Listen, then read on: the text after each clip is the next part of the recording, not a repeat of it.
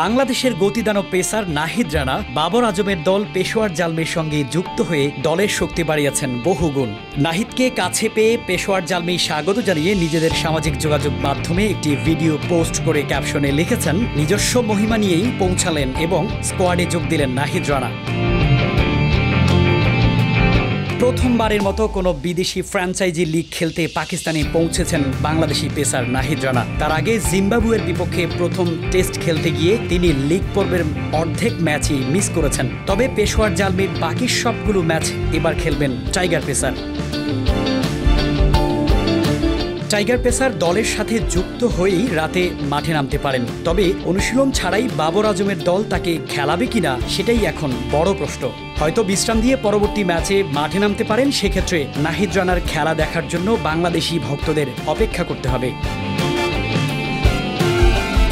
পিএসএলে পেশোয়ার জালমির একাদশে সুযোগ পেতে রানাকে লড়তে হতে পারে দুই বিদেশি পেসার আলজারি জোসেফ ও লুক উডের সঙ্গে। চলতি আসরে এখন পর্যন্ত প্রতিটি ম্যাচই খেলেছেন ক্যারিবীয় পেসার জোসেফ। 5 ম্যাচে 7 উইকেট নিলেও অবশ্য তার ইকোনমি 9.10 খুব একটা ভালো নয়। অন্যদিকে ইংল্যান্ডের গতি তারকা লুক উডকে নেওয়া হয়েছিল মূলত নাহিদ রানার বিকল্প হিসেবে, কিন্তু রানা দলে যুক্ত হওয়ার পরও তাকে রেখে দিয়েছে পেশোয়ার। তবে হয়তো নাহিদ রানা স্কোয়াডে সুযোগ পেলে উডকে ডাগ আউটে বসে থাকতে হবে।